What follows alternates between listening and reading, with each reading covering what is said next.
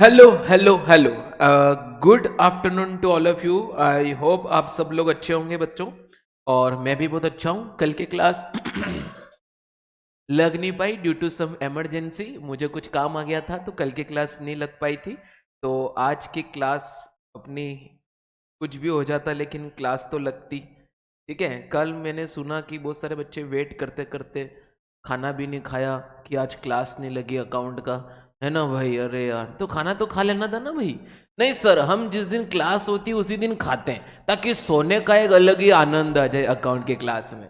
जिस दिन क्लास नहीं होती उस दिन खाएंगे भी नहीं, क्योंकि फिर सर सोएंगे थोड़ी। उस दिन तो अपन चुटकी खाएंगे, नकराली खाएंगे, बहुत सारे मजे करेंगे। है ना? चलिए बच्चों, तो अपन ने जो लास्ट क्लास जो शुरू करी थी चैप्टर की, वो थी कैश फ्लो स्टेटमेंट की, जिसके अंदर हमने जो जो भी देखा था एक बार उसका अपन रिवीजन कर लेते हैं। एंड रिवीजन के बाद अपन उसमें और आगे बढ़ेंगे और बहुत टेक्निकल चीजें अपन करते जाएंगे। चलिए बच्चों, तो सबसे पहले मैंने आपको बताया था कि cash flow statement is compulsory financial statement for every company provided, जो इसके एक्सेप्शन है ना।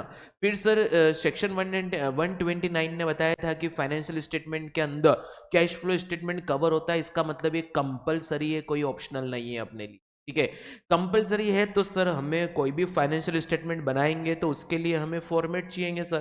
तो फॉर्मेट के लिए कंपनीज एक्ट ने एक अलग से स्केड्यूल या शेड्यूल दे दिया है, जिसका नाम क्या है सर? शेड्यूल 3, जिसका नाम है। फिर शेड्यूल 3 जैसे आया तो उसने बोला कि मैं तो सिर्फ आपको फॉर्मेट दे रहा हूँ, लेकिन ये फॉर्मेट भी जो बना है वो माई बाप कौन थे उनके? Accounting standard. और अकाउंटिंग स्टैंडर्ड नंबर 3 किसका है? कैश फ्लो स्टेटमेंट का है। बोलो क्लियर एवरीबॉडी? तो सर आप लोग यहाँ पर देख रहे हो, यहाँ पर आप देख रहे हो सर, शेड्यूल 3, उसका भी पार्ट 3, है ना? सी बोल दो या 3 बोल दो। सर एस भी कौन सा? 3। CFS में शब्द भी कितने? 3। इसके अंदर कैश का आना जाना की एक्टिविटी भी कितनी? 3। तो यहाँ पर 3 3 3 से बहुत ज्यादा मैटर करेगा अपन को। बोलो क्लियर है? और इंपॉर्टेंट एडजस्टमेंट भी कितने हैं? 3। बाकी जो भी एडजस्टमेंट आ जाए बहुत इजी होगा, लेकिन इंपॉर्टेंट एडजस्टमेंट जो आपके सामने होगा वो सिर्फ कितने होंगे? 3 होंगे। एक सेकेंड। हाँ जी, चलिए बच्चों, तो आगे बढ़ते हैं अपन लोग। जैसे कि हमने कल की लास्ट क्लास में देखा था कि सर कैश फ्लो स्टेटमेंट बनाना होगा। मुझे एक अर्जेंट कॉल करना है, 2 मिनट आपका समय ले।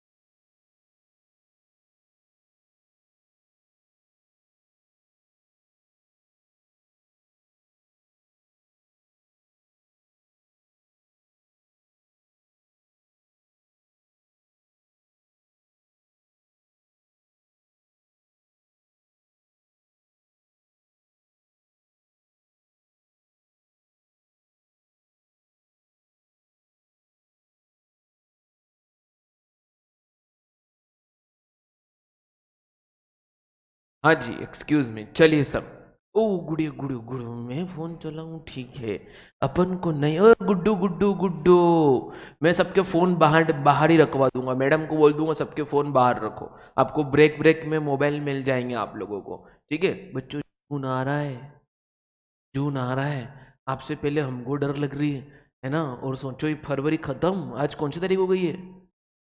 21 है, 22 है, 21 है, खत्म हो जाएगा। फरवरी 29 का ही होता है ना। वैसे तो 28 का होता है, लेकिन ये साल कुछ स्पेशल है। ये साल स्पेशल है क्योंकि 29 डेज है इसके अंदर, है ना सर। साल तो स्पेशल है क्योंकि आप सर मिले हमको, है ना सर। साल तो बहुत हो, देखो फालतू बातें करा दो सर से, है ना। ये मैं नहीं बोल रहा हूँ, ये आप लोग बोल रहे हो। चलिए सर अब आगे बढ़ते हैं। सबसे पहला बीच में एक बात ला रहा हूं क्योंकि आगे ये कवर नहीं हो अपनी, ताकि एक बार ये खत्म हो जाए फिर अपनी वही बातें चलते जाए। मैं उस दिन भी लाने वाला थे बात बीच में, लेकिन वो फिर निकल गई थी। आप लोग वो 3 एक्टिविटी समझने के लिए तैयार हो गए थे। तो आज सबसे पहले 2 मिनट में अपन ये थ्योरी क्वेश्चन जो आपके एग्जाम में आ सकता है वो कवर कर लेते हैं। फिर वापिस पूरे 7-8 दिन तो CFS ही करना है। तो ये 2 मिनट का एक लेक्चर हो रहा है, ये पार्ट ये देख लो सर। ये थ्योरी क्वेश्चन आएगा आपके पास, difference between fund flow statement and cash flow statement. बहुत इंपॉर्टेंट है ये आपके एग्जाम पॉइंट ऑफ व्यू से, बहुत इंपॉर्टेंट है सर कि ये आपको पूछ ले कि अपना क्या डिफरेंस है फंड फ्लो और कैश फ्लो के अंदर। चलो बच्चों, कौन कौन जानता है difference between fund flow and cash flow? कौन कौन जानता है मुझे बताइए आप लोग। अच्छा, लोग बोल रहे हैं कि सर कैश फ्लो में सिर्फ कैश और कैश इक्विवेलेंट के आइटम आएंगे, और फंड के अंदर?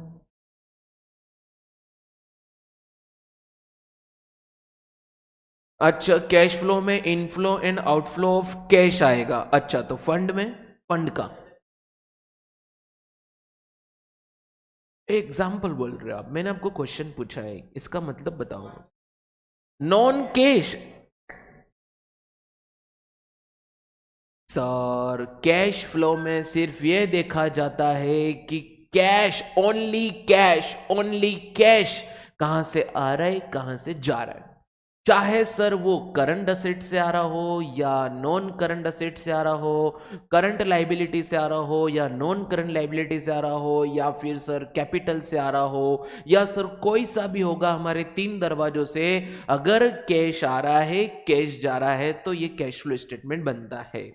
मतलब अगर सिंपल सी बात करूं तो सर आपके 11th क्लास की जो कैश बुक होती थी, सब्सिडरी बुक का एक पार्ट होता था कैश बुक, उसमें हम क्या देखते सिर्फ कैश, चाहे वो कोई सा भी हो। बोलो क्लियर है सर? तो कैश फ्लो स्टेटमेंट में ओनली फ्लो ऑफ कैश देखा जाता है। क्या देखा जाता है बच्चों? Only flow of cash. लेकिन सर फंड फ्लो स्टेटमेंट में हमें वर्किंग कैपिटल का फ्लो देखा जाता है। किसका देखा जाता है सर?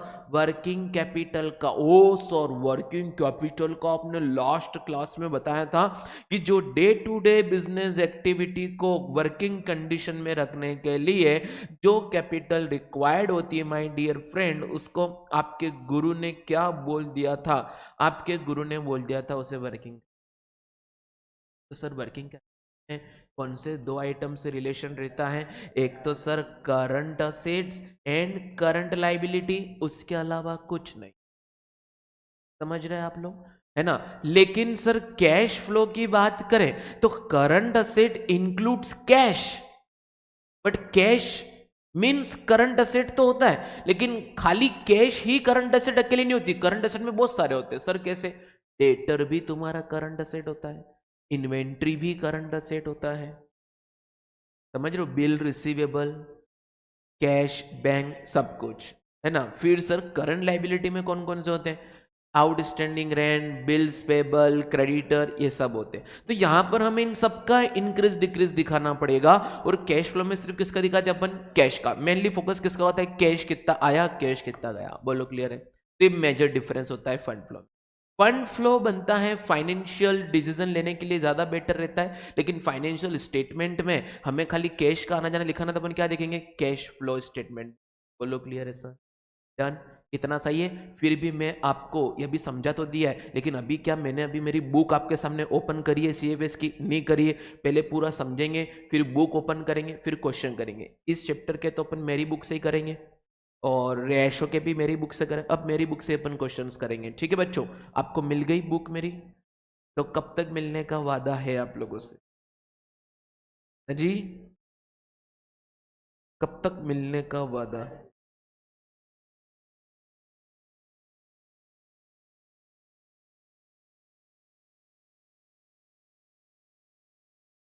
इस मंथ के एंड तक मिल जाएगी आपको। तो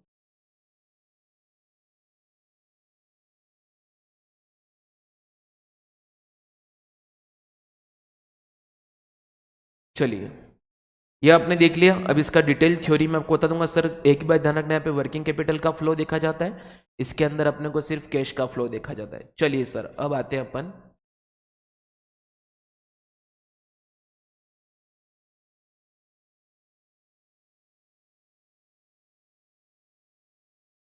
ओवरव्यू देखते हैं सर कैश फ्लो स्टेटमेंट का, फिर अपन कॉन्सेप्ट बनाएंगे direct method, indirect method. Sir direct हो या इनडायरेक्ट हो, ओवरव्यू तो एक ही है सर। ओवरव्यू कैसा है? सबसे पहले हम क्या करते हैं, हम यहाँ लिखते हैं cash flow from operating activity. क्या लिखते हैं sir? Cash flow from operating activity. फिर सेकेंड में हम लिखते हैं sir cash flow from investing activity. And third में लिखते हैं सर हम cash flow from financing activity. इन तीनों को जब मैं जोड़ूंगा तो उसके अंदर में ऐड करूंगा sir opening cash and cash equivalent. तो आपके पास जो आएगा आंसर वो बाय डिफॉल्ट क्या आएगा? Closing cash and cash equivalents. बोलो क्लियर बच्चों मेरे प्यारे? बोलो मेरे प्यारे बच्चों, यहां तक कोई डाउट आप लोगों को है ना जी? तो यही एजेंडा रहता है, ओवरव्यू। हाँ, ये जिसको लिखना फटाफट इतना लिख दो, फिर मैं इसके अंदर भी समझा रहा हूँ डायरेक्ट वर्सेस इनडायरेक्ट दोनों के लिए।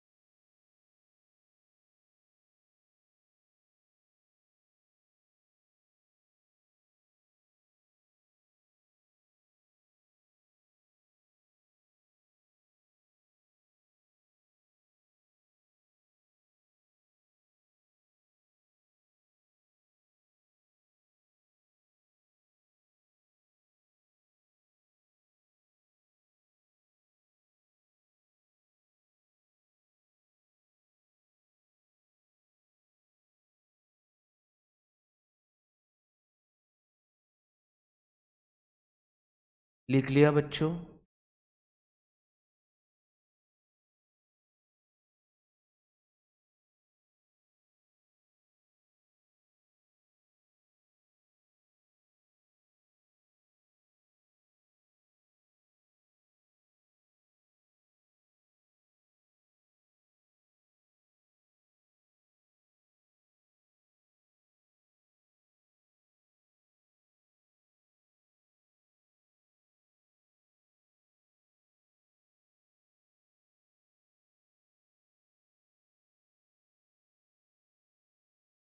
चलिए सर आगे बढ़ते हैं।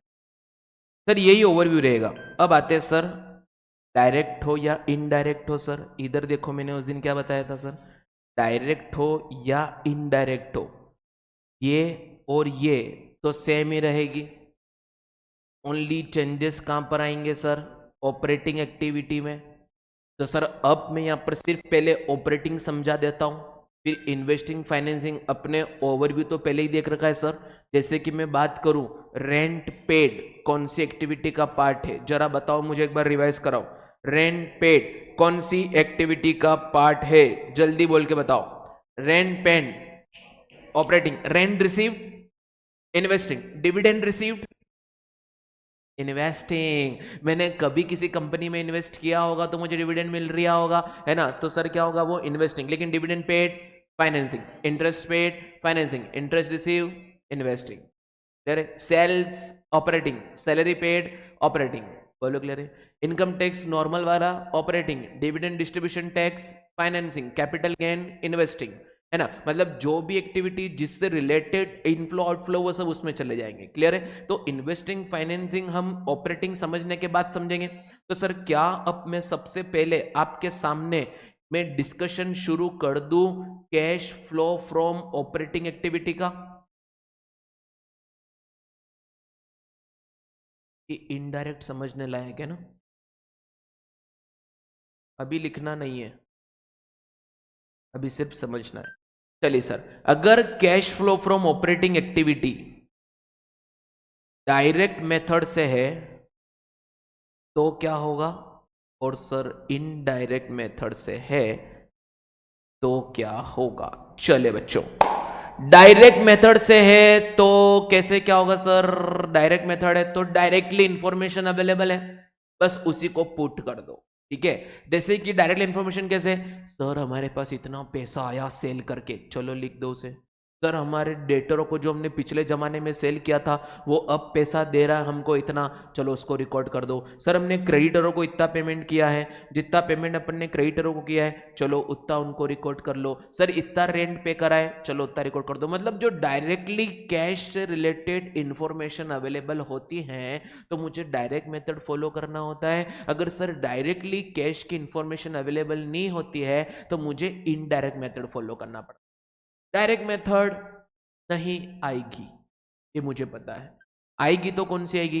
Indirect method. लेकिन डायरेक्ट मेथड आएगी भी सही तो आपने ऑलरेडी कर दी। अभी जो मैंने बोला था ना सर, सेल्स वगैरह वगैरह वगैरह आपने सबने दिखा लिया अपने यहाँ से, वो सब दिक्कत नहीं है ना। तो डायरेक्ट मेथड के क्वेश्चन भी अपन आगे जाके कर लेंगे, लेकिन ये सो सिंपल है। ये कैसा है बच्चों? So simple. अपन को बस देखना है, जैसे कि मैंने यहाँ का रेंट पे करा, बोलो कौन सी एक्टिविटी का पार्ट है? ऑपरेटिंग में। तो ये सारी इंफॉर्मेशन आपको क्लियरली दे के रखेंगे।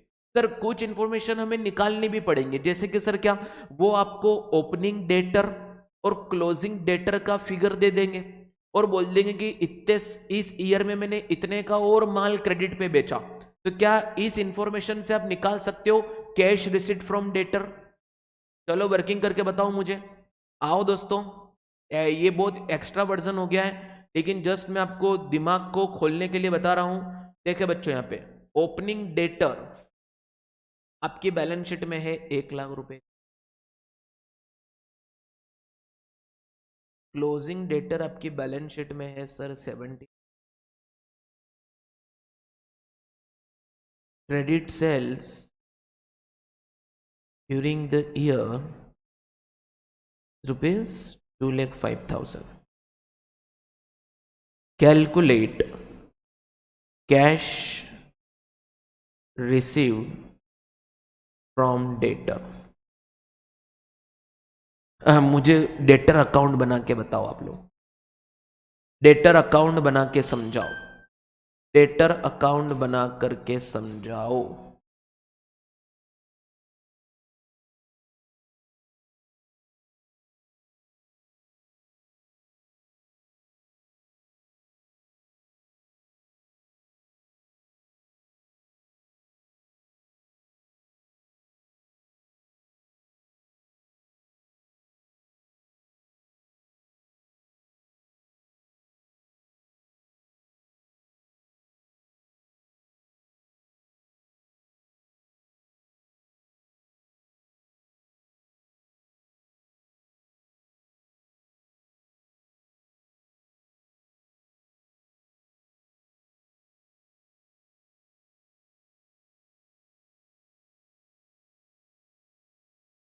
दो लाख 30,000। चले सर आप समझाओ ना हमें एक बार, जिन बच्चों से नहीं हुआ। आइए बच्चों, बच्चों आपको डेटर अकाउंट बनाते आता है क्या? डेटर का लेजर बनाते आता है क्या? तो नहीं आता। चल ले देख ले गुड्डू, ये हो गया डेटर का लेजर। सब लोग इधर देखो जिसको लेजर बनाने नहीं आते हैं। डेटर्स अकाउंट, इधर डेबिट है इधर क्रेडिट है। थोड़ा ऊपर करूँ मैं स्क्रीन को। देखो बच्चों, अब अगर डेटर अकाउंट है तो वो अकाउंट मेरे लिए असेट्स का अकाउंट है या लाइबिलिटी का अकाउंट है? असेट्स का अकाउंट है। तो ओपनिंग फिगर असेट का टू बैलेंस बीडी में लिखूं कि बाय बैलेंस बीडी में लिखूं? टू या बाय? टू, है ना सर। असेट्स का opening balance always debit balance होता है, तो उसको अपन यहां पर लिखे डेबिट से। क्लियर है?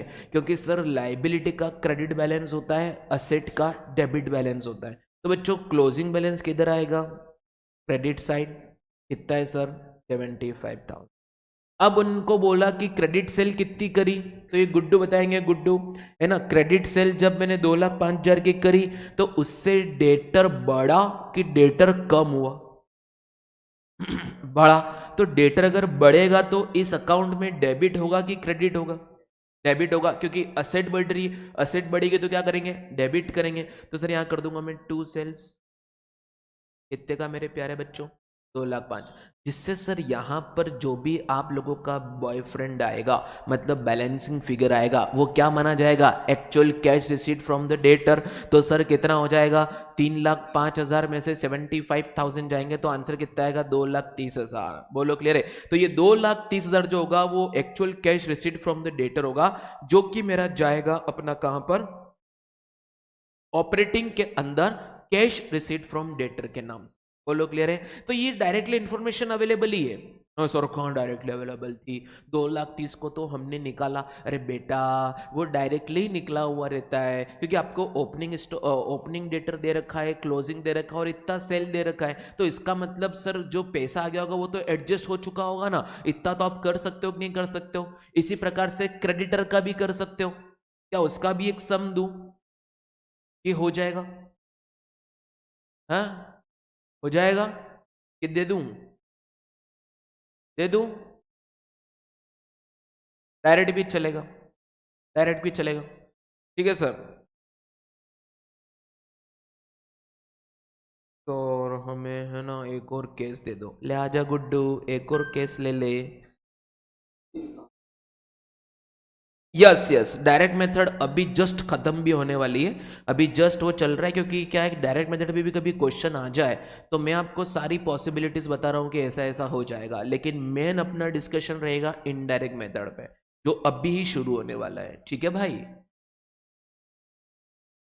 नहीं नहीं नहीं, मैंने जस्ट ये बताया, overview. Overview of cash flow statement ultimately ये होता है, ऑपरेटिंग एक्टिविटी, इन्वेस्टिंग, फाइनेंसिंग, तीनों को जोड़ते हैं। उसके अंदर अपन ओपनिंग कैश जोड़ देंगे तो ऑटोमेटिक क्लोजिंग आएगा। ये एक एक बेसिक फॉर्मेट होता है। अब इसका डिटेल अपन पढ़ेंगे। ओके भैया, चलिए sir.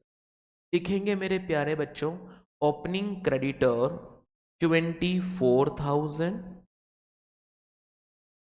closing creditors 36,000, advance to supplier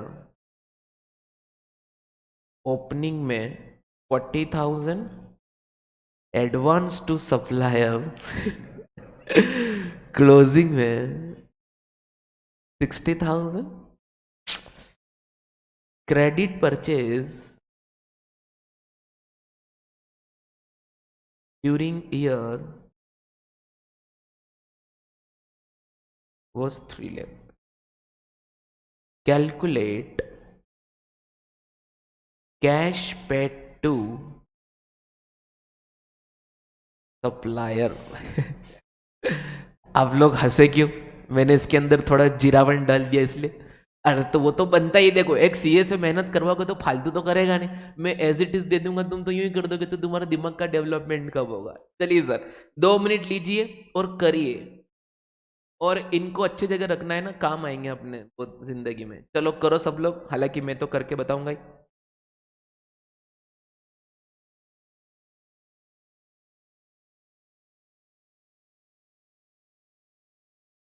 presentation भी होना चाहिए बेटा, करो।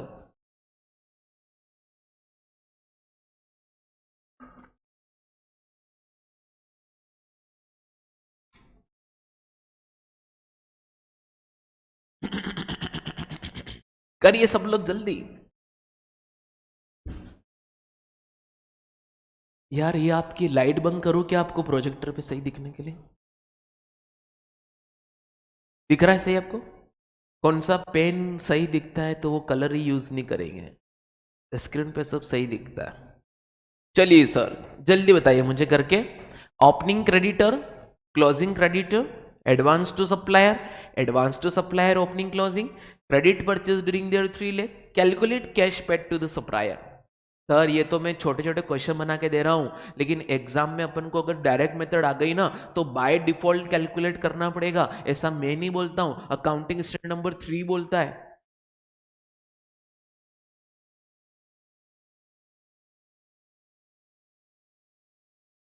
समझा दूं मैं, हिंट दूं क्या थोड़ी सी? हाँ जी गुड्डू, ए गुड्डू, तू खाया कर बेटा चिंगम छुटकी जो खर, मैंने उस दिन से नाम बोल दिया, तेरे दिमाग नहीं लग रहा भाई, खिलाऊं? मेरे पास भी एक विमल रखी है जुबान केसरी। ये तुम सब लोग को लाल पेन यूज करने का किसने बोल दिया? वो भी लाल पेन यूज कर रहा है, ये भी लाल पेन ला रही है? 2,32,000 आंसर मेरे सामने आ रहा है, मैं एक बार करके बता दूं, है ना, ताकि सारे बच्चों को क्लियर हो जाएगा। चलिए सर, सर ओ गुड्डू, इसके लिए सर हमें क्या बनाना पड़ेगा? क्रेडिटर्स अकाउंट क्या बनाना पड़ेगा मेरे प्यारे बच्चों? सबसे पहले बताओ, क्रेडिटर्स आपके लिए असेट होते हैं या लाइबिलिटी? जनरली क्या होते हैं? लाइबिलिटी। तो सर बताओ, ओपनिंग क्रेडिटर का बैलेंस किधर आएगा? Credit side. तो मैं बाय बैलेंस ब्रॉट डाउन करूँ कितने से? 24,000 से। तो सर ये बात पक्का हो गई, क्लोजिंग बैलेंस किधर आएगा? Debit side. कितना हो गया? 36,000। अब सर इन पॉइंट पे आओ, एडवांस टू सप्लायर ओपनिंग वाला, दैट मीन्स कि सर क्रेडिटर हमारे लिए असेट भी हो सकता है जब हमारा एडवांस पैसा उसके पास रखा हो, है ना, क्योंकि क्रेडिटर तो वो है, सप्लायर ही है। अब सप्लायर के पास मेरा एडवांस पैसा रखा है तो वो ओपनिंग वाला फिगर मेरे लिए क्या होगा? एसेट्स होगा। तो उसको मैं कहां पर ओपन करूंगा? इधर करूंगा। तो टू बैलेंस बीडी, ये एडवांस वाला आ गया। कितना सर? 40,000। तो सर क्लोजिंग वाला एडवांस किधर आएगा? Credit side. तो कितना है सर ये? 60,000। चलिए सर, ओपनिंग क्लोजिंग फिगर उतार दिए, सबको समझ में आ गया? प्रीति, ए साइली, नेहा जी, क्रिश भाई, भव्य भाई, शिवम, शिवांश, ओ, आ गया ये चार बातें। अब मुझे बताइए आप लोग कि सर जो भी मैं क्रेडिट परचेस करूंगा क्रेडिटर से, वो क्रेडिटर अकाउंट में किधर जाएगा? Debit side. किधर जाएगा? एक लपड़ लगेगा तुम लोगों को, क्रेडिट साइड जाएगा। सर मैं परचेस करूंगा तो क्रेडिटर बढ़ा कि कम हुआ? बढ़ा। बढ़ा तो लाइबिलिटी बढ़ी, लाइबिलिटी बढ़ी तो मुझे क्या करना पड़ेगा? Credit side. तो सर यहां पे लिखूंगा बाय परचेज,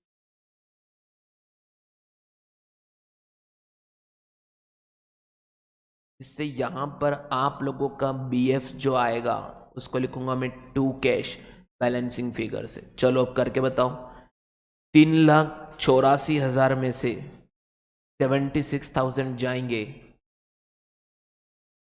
कितना? 3,08,000 का मैंने परचेस करा है, सॉरी कैश पे करा है, और तुम लोग कितना ला रहे थे?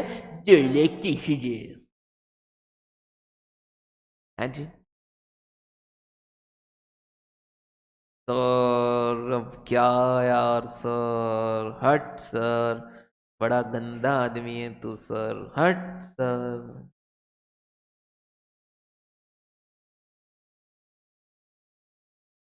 है जी? नहीं, ये मैंने समझा है तो आया कि नहीं आया सही? ऑनलाइन वालों,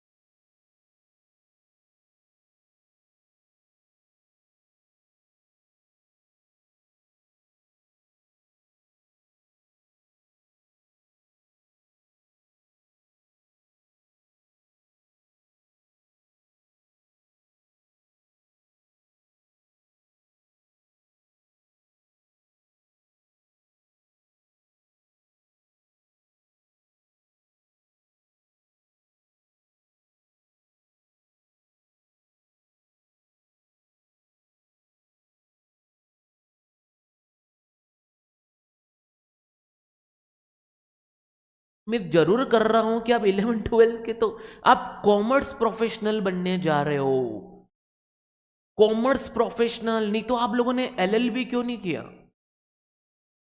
क्यों कंपनी सेक्रेटरी में आए? कंपनी से रिलेटेड आए।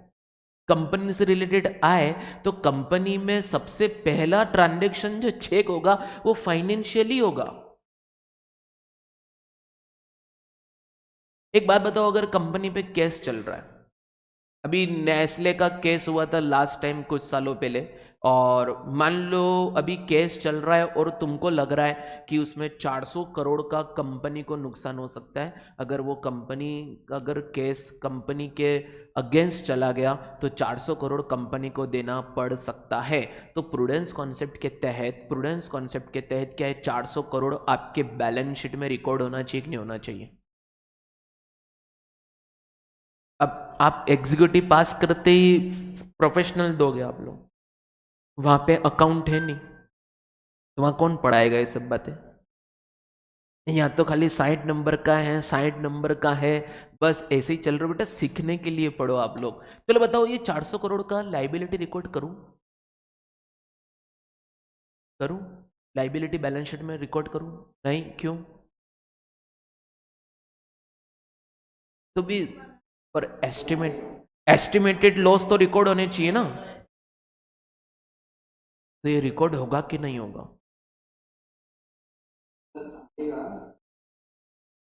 Very good. तो कंटिंजेंट में तो आएगा, लेकिन बैलेंस शीट में रिकॉर्ड नहीं होगा, क्योंकि बैलेंस शीट में कंटिंजेंट लायबिलिटी रिकॉर्ड नहीं होती। ये अकाउंटिंग स्टैंडर्ड नंबर 29 बोलता है। कंटिंजेंट लायबिलिटी है, क्यों? क्योंकि 400 करोड़ का आउटफ्लो आएगा, वो डिपेंड करेगा on happening of an event which what, कि मैं केस हार जाऊं। अभी तो हारा थोड़ी, अभी हारा थोड़ी, है ना? हारे का सारा बाबा खाटू श्याम हमारा भी तो है हमारे पास, हम हारेंगे थोड़ी केस को, है ना? तो सर हम क्या करेंगे? हमने अभी तक बोला कि 400 करोड़ की जो लाइबिलिटी आने वाली वो सिर्फ डिस्क्लोज होती है, क्योंकि कंटिंजेंट लाइबिलिटी अपने पे है तो सही, लेकिन उसको आप कोई नोट्स द अकाउंट में सिर्फ डिस्क्लोज करनी पड़ती है, वहां पर नहीं आती है। कल भी मैंने उसका एग्जाम्पल दिया था, प्रपोज डिविडेंड, कि हमने प्रपोज करा है, ये डिक्लेयर करूंगा कब? जब शेयर होल्डर अप्रूव कर दे इन एजीएम। तो प्रपोज डिविडेंड भी बैलेंस शीट में रिकॉर्ड नहीं होता, डिक्लेयर्ड होता है।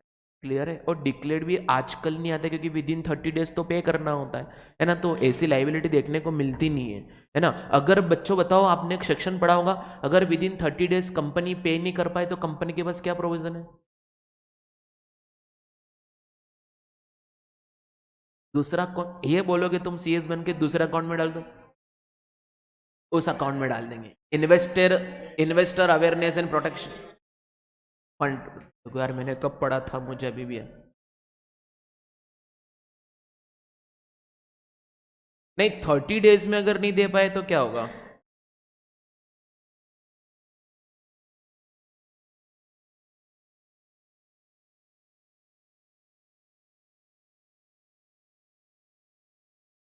ठीक है, ये सब तो कंपनी की बात है।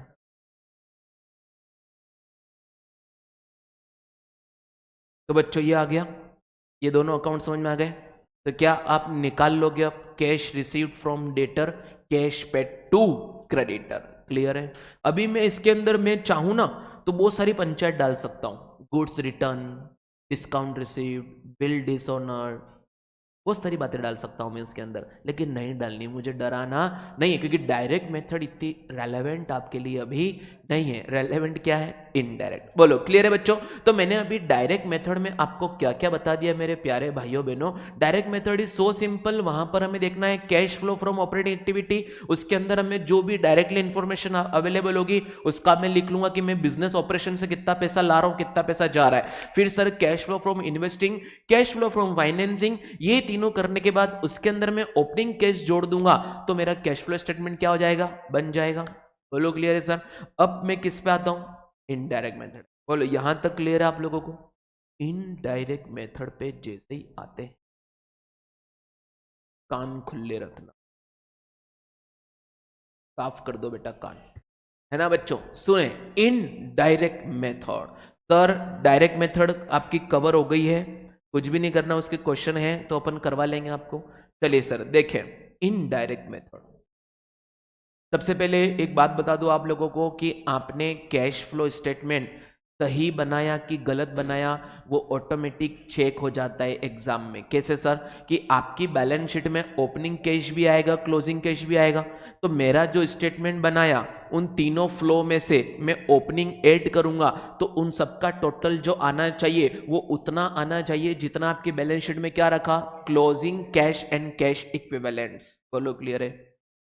सर आप कब से कैश एंड कैश इक्विवेलेंट बोल रहे हो? तो सबसे पहले वो हमें क्लियर करो, कैश एंड कैश इक्विवेलेंट मतलब क्या होता है। चलो सबसे पहले मैं आपसे पूछना चाह रहा हूं, लाइव क्लास वाले के पास भी ऑप्शन है, तुम्हारे पास भी ऑप्शन है, बताओ दोस्तों कैश एंड कैश इक्विवेलेंट्स क्या होते हैं? हो सर जो 24 our.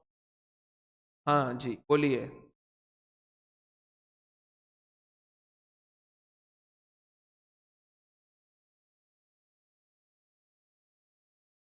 Sir cash and cash equivalent होता है जो प्योर लिक्विड फॉर्म में होता हो, जो कैश या कैश के समान होता हो। चलो इसके एग्जाम्पल बताओ। बैंक, बैंक में रखा हुआ पैसा, जेब में रखा हुआ पैसा, cash in and cash and bank, और करंट इन्वेस्टमेंट, और मार्केटेबल सिक्योरिटीज, और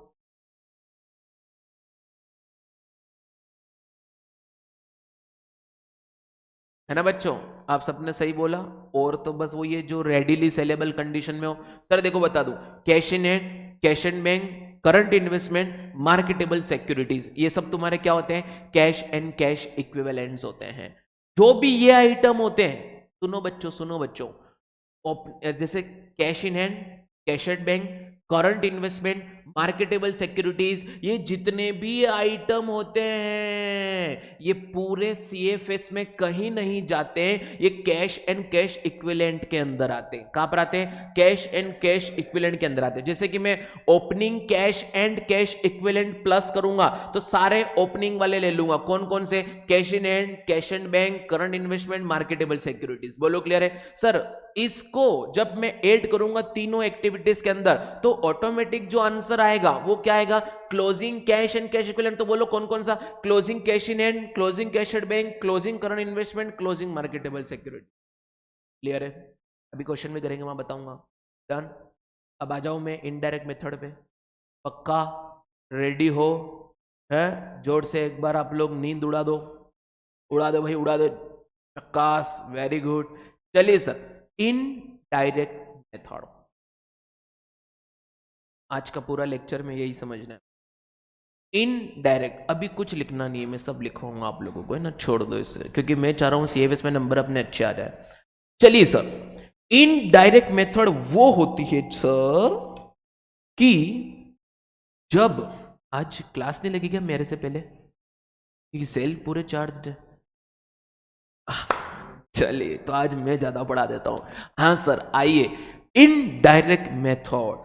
सर यहां पर हमें कैश की इंफॉर्मेशन डायरेक्टली अवेलेबल नहीं है तो हमें सर इनडायरेक्ट तरीके से कैश को निकालना पड़ेगा। सर हमारे अब्बू कहा करते थे जब घी सीधी उंगली से ना निकले तो बोलो उंगली टेढ़ी। बेटा घी भी तो गर्म कर सकता है, हम कुछ भी कर सकते हैं, हम तो अकाउंटेंट है ना? तो सर या तो उंगली टेढ़ी कर दो या घी को गर्म कर दो, है ना? तो बच्चों इनडायरेक्ट मेथड वो होती है कि सर जब क्वेश्चन के अंदर हमको कैश की इंफॉर्मेशन डायरेक्टली अवेलेबल नहीं होती है तो हमें सर कैसे भी करके कैश को निकाल करके हमें सीएफएस तो बनाना ही पड़ेगा, क्योंकि कंपनी से 2013 ने बोल दिया सीएफएस बनाना पड़ेगा। मैं तो जानता ही नहीं, बनाना पड़ेगा। तो उसने बोला यार सर बता कि यार जब अगर कैश की इंफॉर्मेशन अवेलेबल नहीं होगी तो क्या करेंगे? उसने बोला अपने पास में सीए लोगों ने दिया तो है क्या? AS3 ये कौन बनाते हैं? सीए लोग। AS3 दिया तो है, उनसे पूछो जाकर के कि सर उंगली को टेढ़ी कैसे करते हैं, घी कैसे निकलेगा, तो हमने बताया। तो अब समझना कि AS3 ने क्या बोला। तो सर जब भी आपके पास कैश की इंफॉर्मेशन डायरेक्टली अवेलेबल नहीं होती है तो सिर्फ हमारा जो एक ही एक्टिविटी का मेथड चेंज होता है, वो सिर्फ कौन सा होता है? Cash flow from operating activity. तो सर हम वहां से कैसे निकालेंगे कैश को? तो बच्चों आओ मैं बताता हूं कैसे निकालेंगे। सबसे पहले चिंतन करो, मनन करो कि आपके पास कैश की इंफॉर्मेशन दे ही नहीं रखी है, कितना पैसा आया नहीं आया। तो यार मैं कैसे पता लगाऊंगा कि मैंने रेंट कितना पे किया? मैं कैसे पता लगाऊंगा कि मेरी सेल कितनी हुई? क्योंकि ये सारे ऑपरेटिंग में आते, इस एक साल के खर्चे सारे उसमें आते हैं। तो बताओ बच्चों, आप सबसे पहले किसको देखोगे जाकर के? प्रीवियस ईयर की बैलेंस शीट में। और बताओ, P&L में देख लें। और बताओ,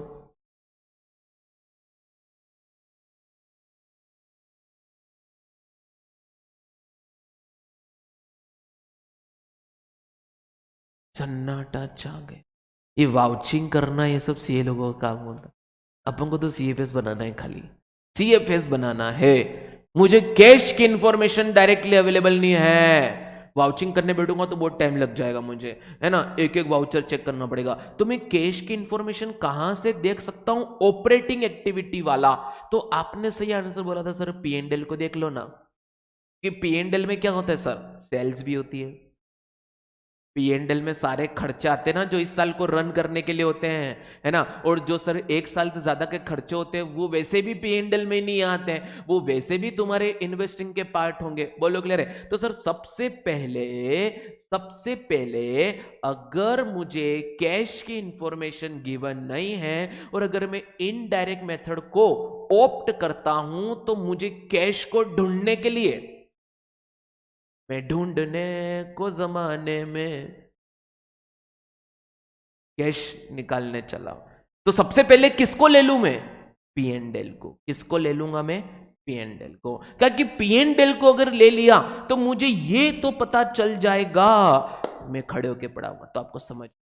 सर अगर P&L को ले लिया तो मुझे ये तो पता चल जाएगा कि इतना प्रॉफिट मेरा इस साल का है या इतना लॉस इस साल का है।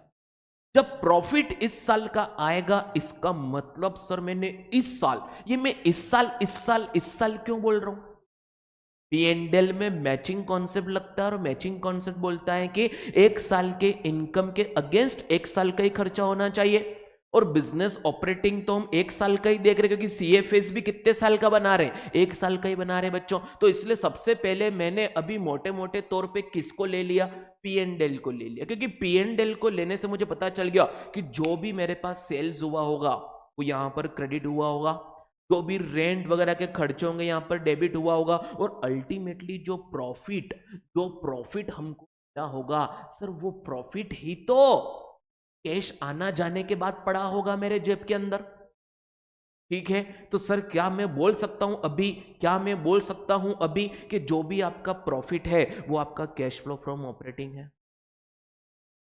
अभी बोल सकता हूं क्या कि जो भी आपका प्रॉफिट है वो cash flow from operating profit है? बोल दूं क्या? अभी मुझे कुछ भी इंफॉर्मेशन गिवन नहीं है, क्वेश्चन अभी तक कुछ नहीं बोला और बोला बताओ ऐसा ऐसा, तो क्या मैं ये अज्यूम कर लूं कि सर कि जो भी आपका कैश है, अभी जो प्रॉफिट है वो प्रॉफिट ही आपका इस साल का है, तो ऑपरेटिंग प्रॉफिट का कैश फ्लो हो गया?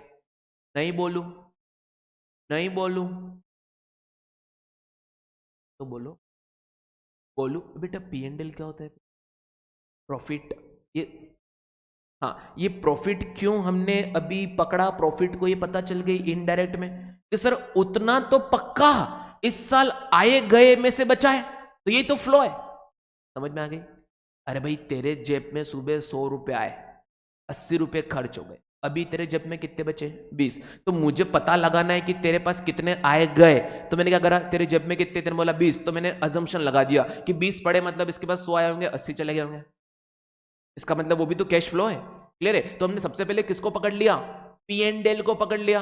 अब मैं कह रहा हूं कि क्या ये पी एंड एल को मैं मान लूं यही मेरा cash flow from operating activity है? ये मेरा आपसे क्वेश्चन है।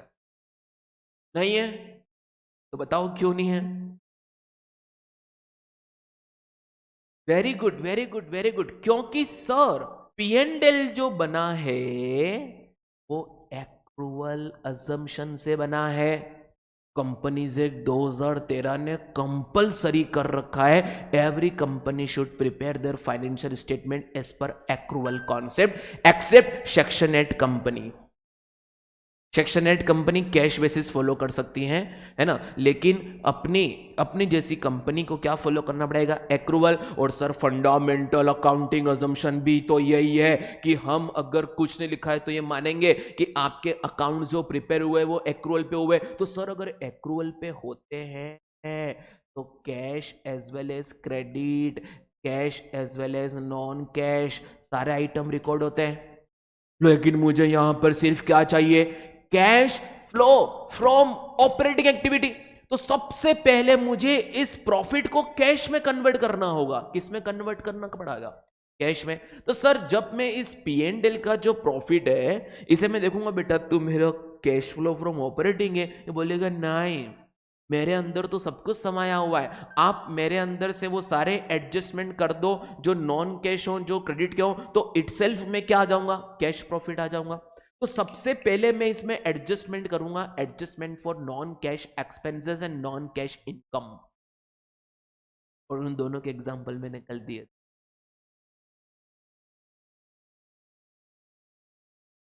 कल दिए थे। बताओ नॉन कैश इनकम का एग्जांपल कौन सा होता है?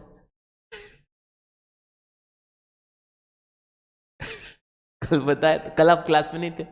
परसों मतलब डे बिफोर यस्टरडे। नहीं नहीं मंडे, आज वेनसडे बेटा, मंडे को क्लास लगी, सैटरडे को छुट्टी थी। इस सैटरडे को तो दुष्यंत सर और उनके सब मेरे घर पे आए थे, बताया आपको? बताया नहीं? नहीं बताया? क्यों यार, ऐसे बात चली तो बताए होंगे।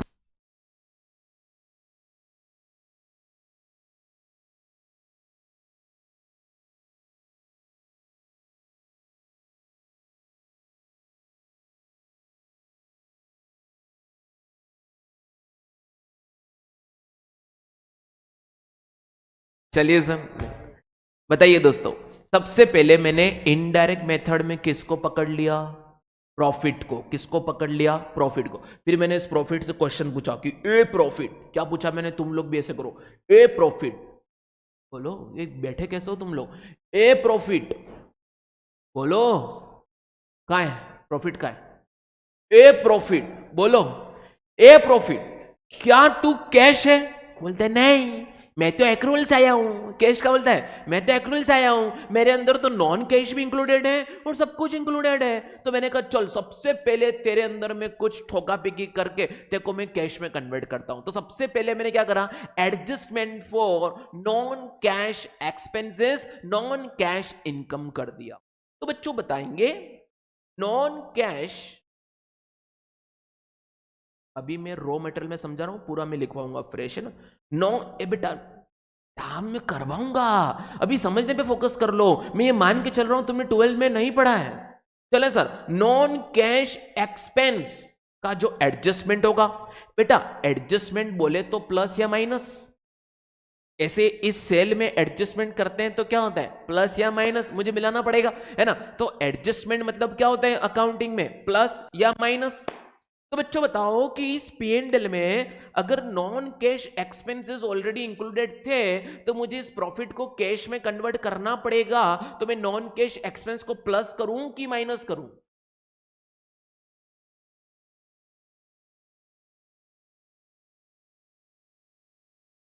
अपन को अपन सोच, कोई बात नहीं, गलत भी तो हो सकते हैं। गुड्डी क्या क्या क्या? बोलो बोलो बोलो। मुझे ऐसा लगता है कोई पीछे से आवाज मार रहा है मुझे, मेरे को डर लगता है भैया पीछे से। हाँ बोलिए। माइनस करेंगे। यस वेरी गुड, यही समझाना चाह रहा हूं मैं सर, ये ऐड होगा। वाई? ए प्रॉफिट, ए प्रॉफिट तेरे अंदर वो खर्चा था, कौन सा, नॉन कैश का, वो तेरे अंदर मैंने माइनस किया था जिससे तू डिक्रीज हो गया, लेकिन मुझे तुझे कैश में कन्वर्ट करना है, तो अगर ये नॉन कैश खर्चा मैं नहीं डालता तो मेरा प्रॉफिट तो ज्यादा होता, तो मुझे प्लस करना। डन। तो बच्चों नॉन कैश इनकम क्या होगी, ये सब आपको रटवा दूंगा मैं, है ना, टेंशन मत लेना। अभी अपन बना रहे हैं, अपन खुद एस बना रहे हैं, क्या बना रहे हैं, एस। डरने की जरूरत बिल्कुल नहीं है बच्चों, ये सीएस एग्जीक्यूटिव का चैप्टर नहीं है, ये मान के चलो, आप ये मान के चलो कि कौन सा है, 12th का है। 12th तो आप लोग पढ़ के आए हो, है ना। जैसे वो अलग बात है यार सर, जो अभी चल रहा था और अभी कंसोलिडेटेड जो वहां पे नहीं है, वहां पे तुम अपने आप को लेवल का फील करना, ये चैप्टर पूरा तुमसे हो जाएगा, तुमने कुछ नहीं उखाड़ा, एक ऐसा ही उखाड़ा जैसा तुमने CSEE पास किया, है ना, ऐसा ही उखाड़ा। तो ये चैप्टर ऐसा मत बोलना कि समझ नहीं रहा है, एक्चुअली मैं डीप में जाके पढ़ा रहा हूं ताकि तुम्हें हर एक चीज क्लियर हो जाए बच्चों, ठीक है ना। चलिए, कुछ लोग तो ऐसे यहाँ पे बैठे हैं कि मुझे लग रहा है कि सीएस एग्जीक्यूटिव सीधा 10th के बाद करने को बोल दिया आप लोगों को।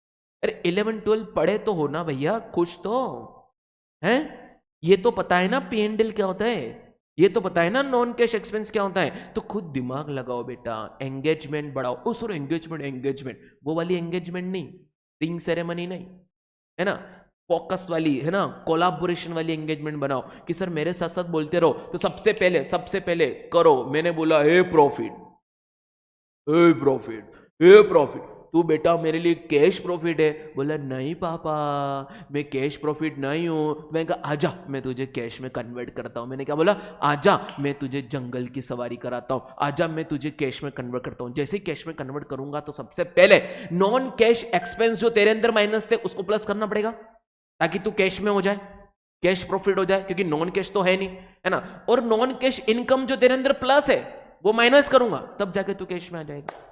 बोलो क्लियर है सब, हाँ इतना कर दिया मैंने, है ना। P&L, अभी जो ये P&L बोल रहा हूँ ना, ये प्रॉफिट नहीं लेते, वो मैं समझाऊंगा, है ना, कोई इधर उधर सुन के मत आ जाना, मैं बताऊंगा ये प्रॉफिट नहीं होता, प्रॉफिट होता है net profit before tax and extraordinary item, ये क्या होता है मैं भी समझाऊंगा, वो इतनी बड़ी बात नहीं, बड़ी बात ये है, ठीक है, अभी ये समझो, मैं सब समझाऊंगा, मुझे सब आता है, टेंशन मत लो। एक गुड पानी का पी लो, आप भी पी लो, सब लोग पी लो।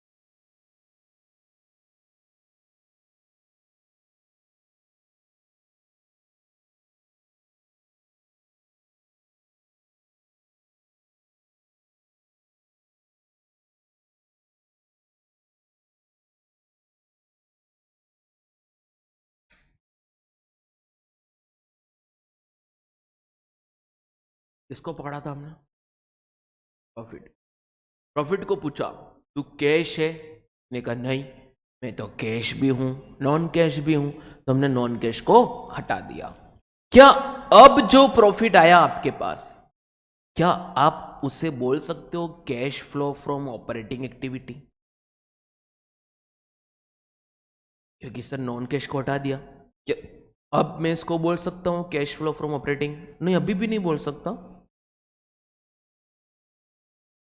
अभी भी नहीं बोल सकता, तो बताओ कब बोलूंगा, सर एक बात और आओ ना सर, तो और ओ मेरे प्यारे सर, हमने जब है ना ट्रेडिंग P&L सीखा था ना, फॉर एग्जाम्पल हमने सर ट्रेडिंग P&L समझा था ना क्लास 11th में, तो रौनक सर तो ऐसे बनाते थे ट्रेडिंग P&L को, सर ये बीच वाला डंडा जो अपने लास्ट वाला डंडा फालतू में खींच लिया, नहीं बताता हूं मैं अभी, सर ये हो गया ट्रेडिंग, तो यहां पर आता है ग्रॉस प्रॉफिट, यहां पर आता है नेट प्रॉफिट, क्या आता है, और सर जो जीपी और एनपी के बीच में होता है वो होता है ऑपरेटिंग प्रॉफिट, क्या होता है, ऑपरेटिंग प्रॉफिट, क्योंकि सर जब P&L बनता है ना तो सारे इनडायरेक्ट खर्चे मैं डालता हूं, एंड इनडायरेक्ट खर्चे टू टाइप्स के होते हैं, operating and non operating.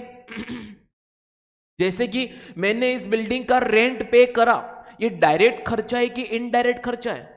Indirect है, वो P&L में गया, लेकिन ये रेंट पे करना मेरी बिजनेस की ऑपरेटिंग एक्टिविटी का पार्ट है कि नॉन ऑपरेटिंग का? ऑपरेटिंग का पार्ट है, तो सर ये आपका ऑपरेटिंग खर्चा हो गया। लेकिन सर मैंने बिजनेस चलाने के लिए लोन लिया, लोन पे मैं ब्याज दे रहा हूं, ब्याज भी खर्चा तो इनडायरेक्ट है, लेकिन सर वो ऑपरेटिंग खर्चा है कि नॉन ऑपरेटिंग?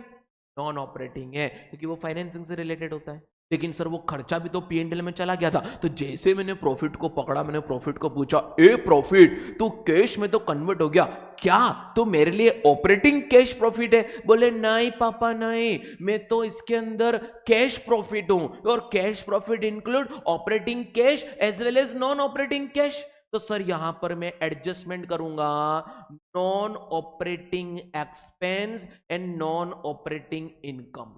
तो क्लियर हो गया कि सर उस प्रॉफिट में से मैं नॉन ऑपरेटिंग के खर्चे को हटा दूंगा, तो मेरे पास अब पक्का कौन सा प्रॉफिट आएगा? Cash flow from operating. बोलो क्लियर है सर? कैसे कि उस प्रॉफिट में से इंटरेस्ट ऑन लोन माइनस था, इंटरेस्ट ऑन लोन अपनी कैश फ्लो के अंदर माइनस कहां होना चाहिए? फाइनेंसिंग के अंदर, तो वो इस प्रॉफिट में माइनस हो गया, तो यहां से मुझे वापस क्या करना पड़ेगा? ऐड करना पड़ेगा, फाइनेंसिंग में माइनस पड़ेगा। और सर नॉन ऑपरेटिंग इनकम क्या होगा? माइनस होगा। बोले चार बातें समझ?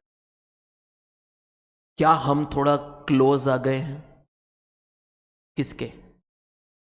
हाँ वो, हाँ हाँ सर कल ही क्लोज आया था। किसके क्लोज आ गया भाई? हाँ ठीक ठीक ठीक ठीक। बच्चों देखो, अभी हमें ना अपन लोग मिलके बना रहे हैं CFS। भाई भाई अपन लोग मिलके बना रहे हैं CFS, है ना भाई? सुन क्या बोल रहा हूँ मैं, क्या बोल रहा हूँ। हमने सर इनडायरेक्ट मेथड पढ़ी, मैंने तो बोला नहीं तुमको CS करो, तुम ही करा तो पढ़ना तो पड़ेगा। ठीक है बच्चों, क्या होगा, तुमने तो तुम कर रहे थे इसलिए मैंने सोचा कि अभी इन लोगों की मदद कौन करेगा? भगवान है, कहाँ है तू है भगवान, मैं सुना था, तो फिर मुझे भेज दिया भगवान ने, है ना? लेकिन आप लोगों ने CS करा, मुझे सपना है यार कुछ बच्चे तड़प रहे, है ना, उनकी जाके मदद की जाए, तो सिर्फ मदद करने आया हूँ। आप जो फीस भर रहे हो ना, वो फीस इतने की है, ये ऐसे वैसे का बिल ही भरेगी उतना, है ना, हमारे नहीं भर पाएगी। चले सर, तो क्या हुआ मैं आपको बता रहा हूँ, लेकिन आपको प्लीज डरने की बात नहीं है, समझना तो पड़ेगा। चलिए इनडायरेक्ट मेथड शुरू करी। इनडायरेक्ट मेथड कब लगती मेरे प्यारे बच्चों बताओ? जब प्रॉफिट की इंफॉर्मेशन डायरेक्टली अवेलेबल ना हो, तो मैं क्या फॉलो करूंगा? इनडायरेक्ट फॉलो करूंगा प्रॉफिट को खोजने के लिए। जब मैं जमाने में निकलूंगा, है ना, वफा ढूंढने के लिए मैं निकला, कैश ढूंढने के लिए मैं निकला, सबसे पहले मुझे कौन मिल गया? P&L को क्यों पकड़ा? लॉजिक बता दिया मैंने आपको, क्योंकि वो तो सर एटलीस्ट इतना तो कैश आया गया होगा इस साल का, तो मैंने P&L को पकड़ लिया। P&L को मैंने पहले पूछा, बेटा तू कैश है क्या? बोले नहीं साहब मैं तो कैश और नॉन कैश दोनों हूं। तो मैंने कहा चला जा, तेरे को थोड़ा मैं तैयार कर लेता हूं, है ना। तो non cash expenses non cash income का एडजस्टमेंट कर देता हूं, नॉन कैश एक्सपेंस को मैं प्लस कर दूंगा, नॉन कैश इनकम को माइनस कर दूंगा। सर नॉन कैश एक्सपेंस कौन कौन से होते हैं? Depreciation, loss on sale of fixed asset, amortisation etcetera, ये जो भी होते हैं तुम्हारे क्या होते हैं? Non cash expenses. Non cash income क्या होती है सर? नॉन कैश इनकम एक ही होती है, मैंने आपको बताई थी, कौन सा?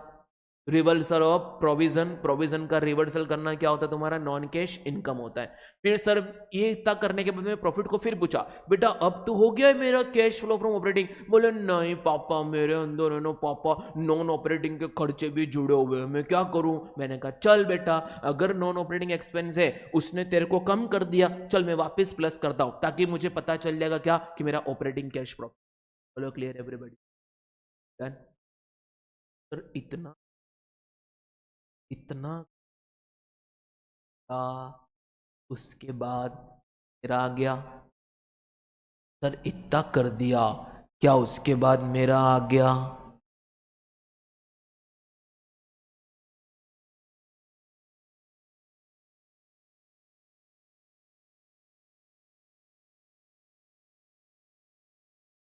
ये क्या लिखा मैं भी आपको समझाऊंगा, है ना, NPBT NDI समझाऊंगा, अभी नहीं अभी नहीं, पहले चार बातें समझ गए हम, है ना। चलो अभी तक बोलो, हम सबसे पहले किसको ढूंढ निकालेंगे? Net profit before tax and extra, खाली बोलो क्या बोलना है? Net profit before tax and extra ordinary item, उसको खोज निकालेंगे। उसमें चार एडजस्टमेंट कौन कौन? नॉन कैश एक्सपेंस को प्लस, नॉन कैश इनकम को माइनस, नॉन ऑपरेटिंग एक्सपेंस को प्लस, नॉन ऑपरेटिंग इनकम को माइनस, सब हो जाएगा, कोई दिक्कत वाली बात नहीं। अभी समझ में आ रहा है आपको, मैंने यहाँ तक जाता समझ दिया। इतना करने के बाद मैंने जैसे ही उसको पूछा, किसको, प्रॉफिट को, कि अब तो तू आ गया।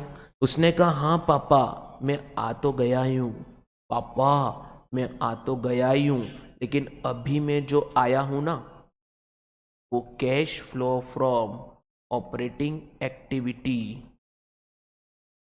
बिफोर वर्किंग कैपिटल चेंजेस आया हूँ। क्या आया हूँ? Working capital changes. क्यों? क्योंकि सर वहाँ पर तो क्रेडिट ट्रांजैक्शन भी होते हैं। मैंने जो सेल करी, मान लो वो पूरी क्रेडिट में सेल हुई, पूरी क्रेडिट में सेल हुई, तो सर उससे तो मेरा प्रॉफिट बढ़ा, लेकिन कैश थोड़ी बढ़ा, डेटर बढ़ा। आ रहा है समझ में? तो सर जो भी करंट असेट और करंट लाइबिलिटी होते हैं उनका एडजस्टमेंट करना पड़ेगा।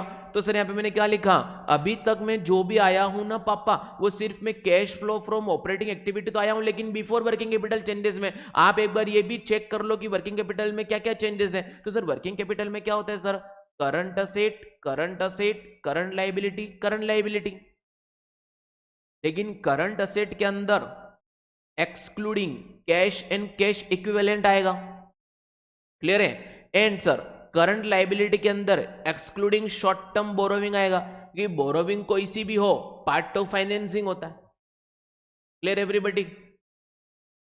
तो सारे करंट असेट देखूंगा, लेकिन करंट असेट में क्या नहीं देखूंगा, क्योंकि मैंने अभी पहले ही बोला आपको कि कैश एंड कैश इक्विवेलेंट पूरे सीएफएस के पार्ट नहीं होते, वो सिर्फ कब आते हैं? लास्ट में आते हैं। ठीक है सर, सारी करंट लाइबिलिटी को देखूंगा एक्सक्लूडिंग कौन सी? शॉर्ट टर्म बोरोविंग, क्योंकि शॉर्ट टर्म बोरोविंग है तो बोरोविंग, तो वो किस में जाएगी? फाइनेंस। तो क्लियर? अब सर मुझे यहां पर देखना पड़ेगा वर्किंग कैपिटल चेंजेस का क्या होगा। तो सर देखो उसको मैं कैसे देखूंगा कि सर अपने पास ओपनिंग डेटर 2 लाख का था और क्लोजिंग डेटर 1,50,000 का हो गया। इसके अलावा क्वेश्चन ने कुछ नहीं बोला। तो बताओ, ओपनिंग डेटर 2 लाख का था, क्लोजिंग 1,50,000 हो गया। डेटर के डिक्रीज होने से कैश आया कि कैश गया? आया, कि मैं ओपनिंग में कितने मांग रहा था तुम लोगों से? 2 लाख। अब कितने मांग रहा हूं? 1.5 लाख। तो सर क्या होता है? डिक्रीज इन करंट असेट होने से कैश का इनफ्लो होता है। समझ में आ गया? तो सर अगर इंक्रीज इन करंट असेट होगा तो कैश का क्या होगा? आउटफ्लो होगा। सर एग्जांपल है, प्लीज प्लीज आइए। ओपनिंग स्टॉक 20,000 का था, क्लोजिंग स्टॉक 25 का हो गया। इसका मतलब मैंने और स्टॉक खरीद लिया, और स्टॉक खरीद लिया मतलब मेरे जेब से कैश का गया। ठीक है जी, चलिए सर सौरभ लाइबिलिटी का बता दो। आओ बच्चों, यहां पर डेटर की जगह क्या लिख दो? क्रेडिटर। चलो, ओपनिंग क्रेडिटर 2 लाख का था, क्लोजिंग क्रेडिटर 1,50,000 का हो गया क्रेडिटर। तो क्रेडिटर का कम होने से पैसा आया कि पैसा गया? गया पैसा, क्योंकि वो कम हो गया। तो सो डिक्रीज इन करंट लाइबिलिटी क्या होता है? माइनस। और इंक्रीज इन करंट लाइबिलिटी क्या होगा? प्लस।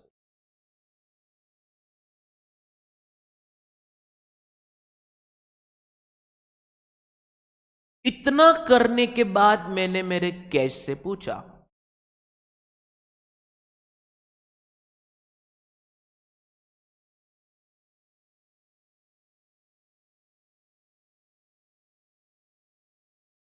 रे हट क्यों नहीं रहा है? इतना करने के बाद मैंने मेरे कैश फ्लो से पूछा कि ए मेरे कैश फ्लो, ए मेरे हम सफर, तो समय क्यों देख रहा है? टाइम क्यों देख रहा है? गर्लफ्रेंड को उठाना है? चलिए सर, अभी करने के बाद मेरे पास आ गया cash flow from operating activity तो आ गई, लेकिन सर ये before tax and before extraordinary item आई है। क्योंकि ऊपर प्रॉफिट भी कौन सा लिया था मैंने, बिफोर टैक्स हो रही है, तो सर इसमें से मैं लेस कर दूंगा क्या, टैक्स, और ऐड या लेस कर दूंगा एक्स्ट्रा ऑर्डिनरी आइटम का ट्रीटमेंट। तो अल्टीमेटली पप्पा जी क्या गए, cash flow from operating activity. बोलो क्लियर है, क्लियर एवरीबॉडी। एक बार फिर से देखते हैं अपन, रुको रुको रुको रुको एक सेकेंड।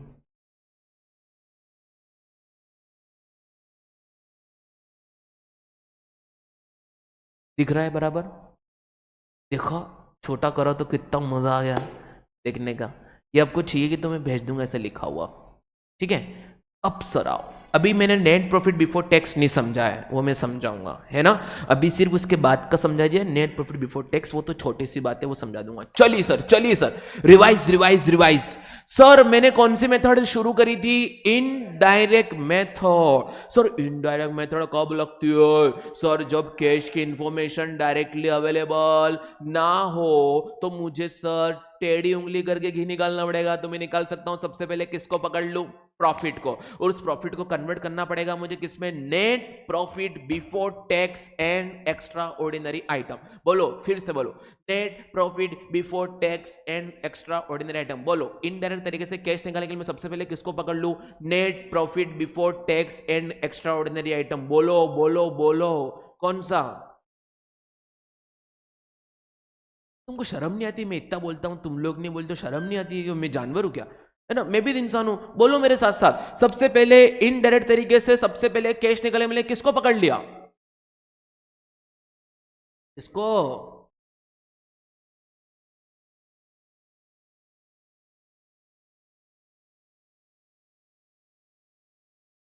जोर से। ठीक है सर, जैसे उसको पकड़ा मैंने पूछा तो मेरा कैश ऑपरेटिंग है, वो मुखर गया, नहीं मैं तो सब कुछ हूं, मैं तो आपके लिए सब कुछ हूं। मैंने कहा मुझे सिर्फ क्या चाहिए, कैश ऑपरेटिंग। तो सबसे पहले एडजस्टमेंट कर दो non cash item, non cash item का। तो नॉन कैश आइटम दो होते हैं, इनकम और एक्सपेंस। तो सर नॉन कैश एक्सपेंस को प्लस कर देंगे, नॉन कैश इनकम को माइनस कर देंगे। उसी बात उसको पूछेंगे अब बेटा हो गया, बोले नहीं सर मेरे अंदर तो operating as well as non operating दोनों है। तो सर मैं नॉन ऑपरेटिंग खर्चों का एडजस्टमेंट कर दूंगा, तो जो भी नॉन ऑपरेटिंग एक्सपेंस होंगे उन्हें प्लस करूंगा और वहां पर जाके माइनस करूंगा जहां पर वो जाने चाहिए। तो कौन सा होती है sir non operating activity, investing और फाइनेंसिंग। फिर सर कौन सा होता है नॉन ऑपरेटिंग इनकम, उसको क्या कर दूंगा माइनस, क्योंकि वो प्लस का होनी चाहिए इन्वेस्टिंग और फाइनेंसिंग में। इतना पूछने के बाद बोल रहा है नहीं सर मेरे अंदर तो क्रेडिट ट्रांजेक्शन भी है। तो सर क्रेडिट में जो भी होता है वो करंट एसेट या करंट लायबिलिटी बनता है ना, करंट एसेट करंट लायबिलिटी बनता है, तो उसको मैं क्या बोलता हूं, वर्किंग कैपिटल। तो वर्किंग कैपिटल के जो जो भी चेंजेस है दोस्तों, मैंने डेल्टा बनाया है, क्या बनाया, डेल्टा डिनोट्स चेंज। तो ये मैंने चेंज बनाया वर्किंग कैपिटल चेंजेस, है ना।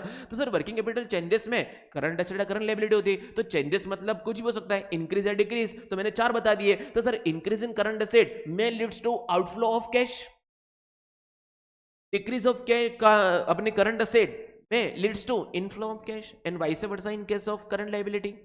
ये करने के बाद मैंने टैक्स माइनस कर दिया और operating extraordinary activity relating to operating plus minus कर दिया, तो क्या गया, लिख लो इसको, लिख लो।